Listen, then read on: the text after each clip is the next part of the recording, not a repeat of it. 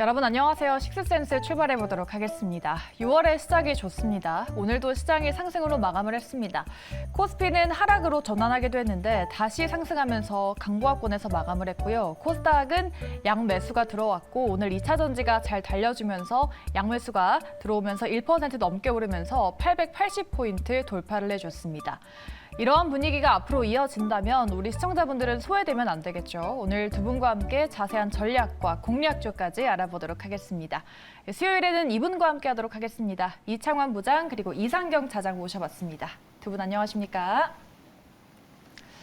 저희가 세 가지 빅 키워드로 내일장 대비해 보도록 할 텐데요. 먼저 꼽은 키워드부터 보도록 하겠습니다.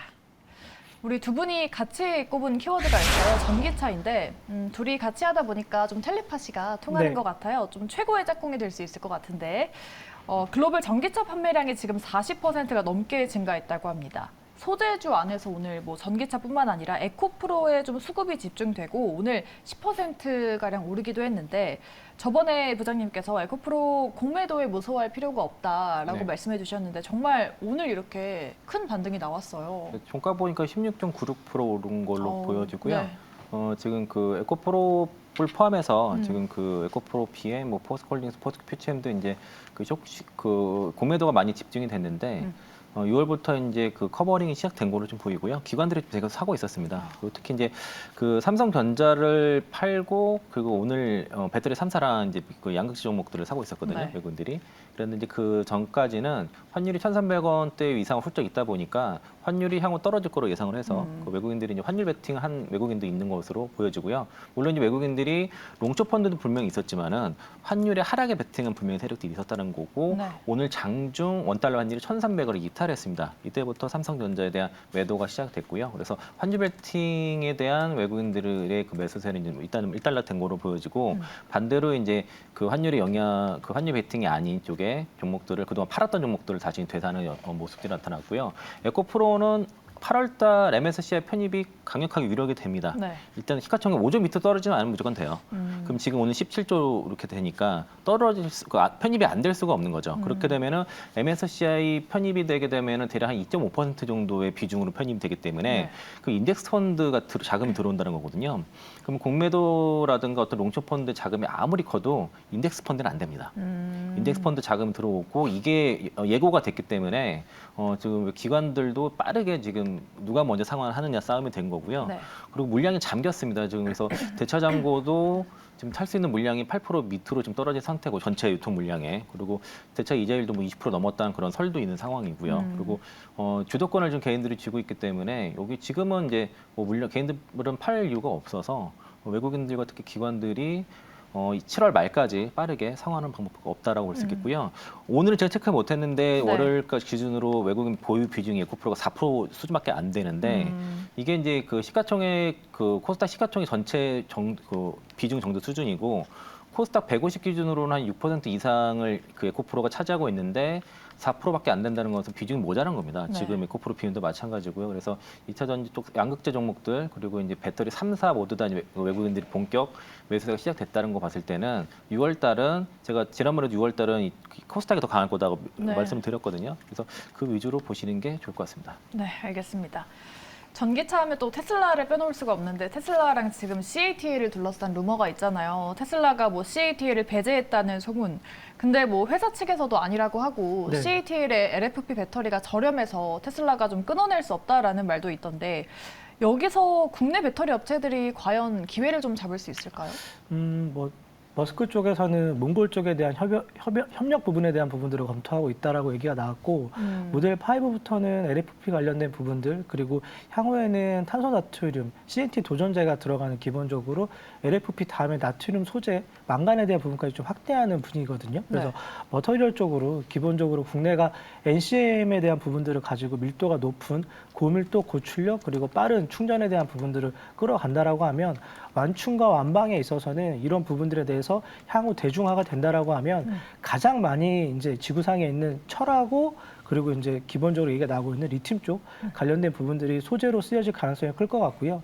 조금 먼 이야기 같긴 하지만 상대적으로는 이번에 나오는 얘기가 모델 2와 그리고 사이버 트럭에 대한 부분도 다시 또 얘기가 나오고 있는 흐름인 것 같거든요. 그래서 가까운 CATL 같은 경우에는 향후 2년 전 주가 대비 주가가 좀 빠지고 있긴 하지만 전체적으로 중국 시장 전기차 점유율 자체가 28%, 25% 내외를 유지하고 있기 때문에 국내 쪽 같은 경우에는 뭐 15%, 20%까지 향후 내년, 내후년까지 확대되는 부분에 있어서 NCM 다음에 LFP 중국을 중심으로 펼쳐가고 있는데 테슬라가 받아들이고 만약에 그 또한 국내 쪽에서 준비하고 있다라고 하면 새로운 또 시장을 또 준비하는 양극재와 음극재에 대한 부분들이 좀 역할에 대한 부분들이 얘기가 될 것 같고요.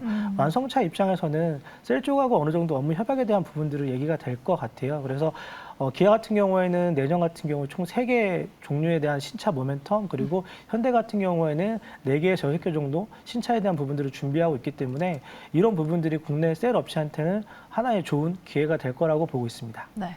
이 CATL에 대한 루머가 사실이든 아니든 일단 국내 기업들은 IRA 이슈도 있기 때문에 좀 기회가 될 수 있을 것으로 보입니다. 저희 자연스럽게 두 번째 키워드로 이어가면 될 것 같은데요. 우리 배터리 부장님이 뽑은 리튬이 다음 주제입니다. 예, 급락했던 중국의 탄산 리튬 가격이 한 달 만에 한 70% 넘게 급등을 했다고 하죠. 오늘 종목명에 리튬 들어간 종목들은 보합 정도를 보였고 관련주로 묶이는 포스코 퓨처엠도 한 2% 정도 상승이 나왔습니다. 리튬 가격이 좀 계속 올라갈지 또 리튬 관련주들도 주가가 계속 올라갈 수 있을까요? 앞서 그 전기차 글로벌 판매량이 지금 그 40%, 41% 성장했다고 네. 나왔었는데 그 전기차가 많이 판매가 되면은 그만큼 리튬 수요가 올라가기 때문에 그렇죠. 지난 이제 5월 그 4월 달을 저점으로 해서 좀 많이 올라왔고요. 지금 탄산 리튬이 이제 71% 올라왔다는 얘기입니다. 근데 수산화 리튬은 이게 그 실시간으로 확인할 수 있는 방법이 없는 상황이고요. 네. 중간중간에 보도가 되면은 이게 업체들 도매 가격으로만 공개가 되기 때문에 이렇게 지금 탄산 리튬처럼 그 차트로서 제공되지는 않거든요. 네. 그래서 이제 이걸 봤을 때는 지금 그 탄산 리튬 가격이 어느 정도 이렇게 반등한다는 얘기는 수산화 리튬 가격도 같이 올라갔다는 얘기가 되기 때문에 관련주가 강할 것은 뭐 당연한 건데 오늘 여기 관련도 가장 많이 올라간 게 에코프로입니다. 에코프로가 수산화 리튬을 생산하기 때문에 이제 그 컨버전을 하죠. 탄산 네. 리튬을 수산화 리튬으로 정제해서 하기 때문에 관련주라 볼 수 있겠고요. 지금 가장 그 매장량이 많은 쪽은 이제 그 남미 쪽입니다. 남미 쪽도 있고 그리고 이제 뭐 호주라든가 그리고 이제 중국도 있고 그런데 지금 많이 그 얘기가 되는 게 요즘에는 이제 그 오늘 이제 테슬라가 이제 그 몽골 쪽에 같이 협약하는 얘기도 나온 것처럼 네. 중앙아시아 쪽에도 리튬이 많이 있고요. 그리고 이제 아프리카 쪽에도 많이 있어서 국내뿐만 아니라 중국도 해서 다 이제 그 리튬 쪽을 어떻게 하면 이제 수급할 수 있는지 이 싸움을 하고 있고 지금 LG 에너지솔루션도 그 중국화의 핵심이 저 리튬이거든요. 리튬 확보 전에 지금 그 기업들이 다 몰두하고 있는 상황이고요. 그리고 2025년부터 여러 번 말씀드렸지만은 전기차 대량 생산 시대가 나오기 때문에 그 리튬에 대한 공급은 상당히 제한적일 수밖에 없거든요. 광탄 리튬 같은 경우에는 오염 때문에 이제 그 개발이 좀 상당히 제한적이고 그리고 그 염호 리튬 같은 경우에는 그 개발 한번 하는데 최소 8년 이상, 네. 8년에서 10년 걸리기 때문에 그만큼 개발이 어려운 상황이기 때문에 공급은 제한되는데 전기차의 수요는 급증을 하기 때문에 리튬 같은 경우는 쇼테지가 뭐 분명하기 때문에 리튬 가격이 앞으로 추세적으로 떨어질 수는 없습니다. 이게 네. 다만 이제 얼마큼 올라가느냐의 문제고요. 2025년부터는 상승폭이 더 가파라질 수 있다라고 저는 그렇게 보는 입장이라서 리튬 관련 뭐 실제 수요주, 실제 광산을 리튬을 하거나 염원을 하거나 이런 관련 그 정제 가공, 뭐 컨버전하는 기업들은 꾸준하게 보시는 전략이 좋을 것 같습니다. 네. 리튬 광산 개발 프로젝트가 좀 활발하지만 수요가 너무 빠르게 증가해서 2년 뒤에는 부족 현상이 좀 심해질 거라고도 하죠.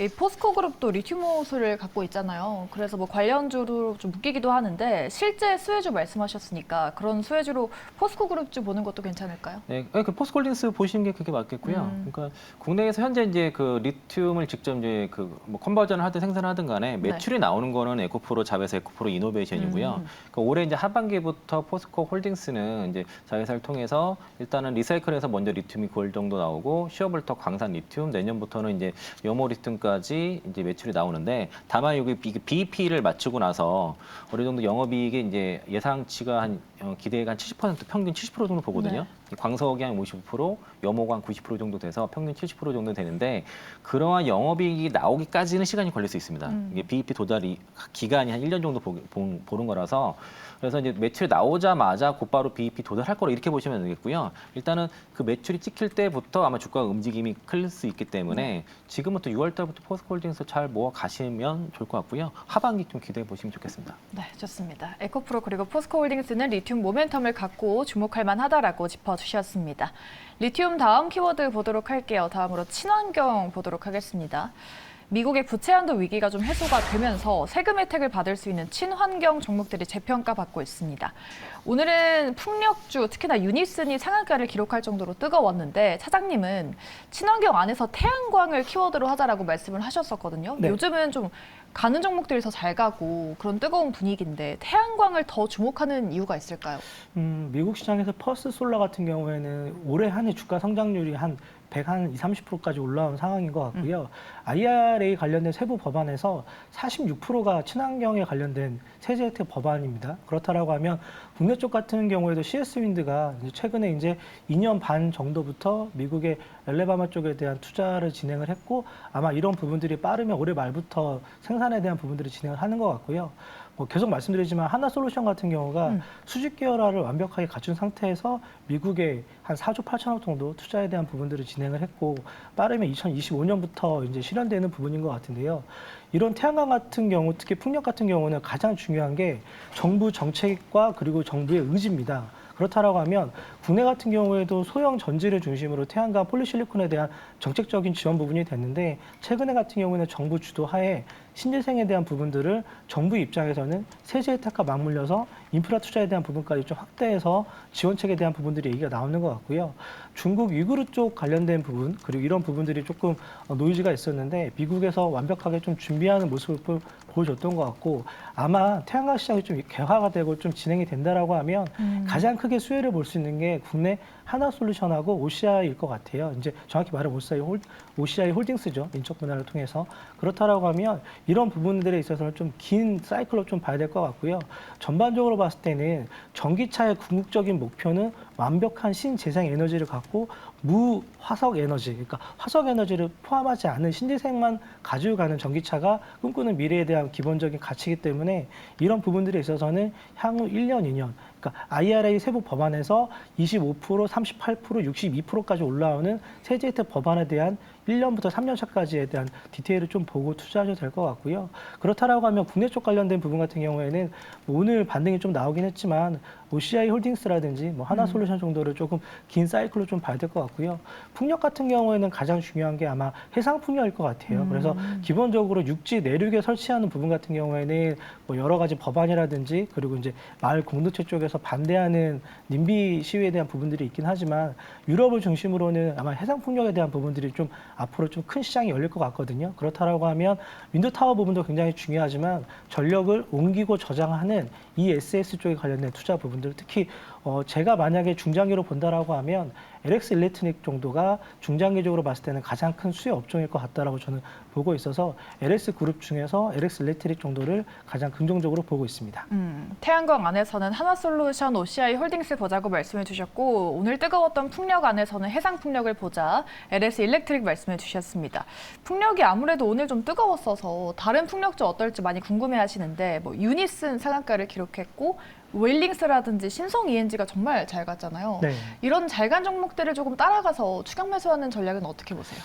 시총이 작고 중국 투자 관련된 부분으로 주가가 좀 올라왔기 때문에 실질적으로는 CS 윈드 같은 경우에는 제가 한 2달 전에 말씀을 드렸던 것 같은데 좀 긴 시각으로 본다라고 하면 네. 계속적으로 분기 매출에 대한 실적 부분들을 갱신할 수 있기 때문에 풍력타워 쪽에서는 CS 윈드를 접근하는 게 좀 맞을 것 같고요. 중성주 같은 경우에는 모멘텀 투자 부분이 맞는 것 같습니다. 네, 알겠습니다. 중소형주는 모멘텀 투자고 또 CS 윈드 정도를 보자라고 말씀해 드렸습니다.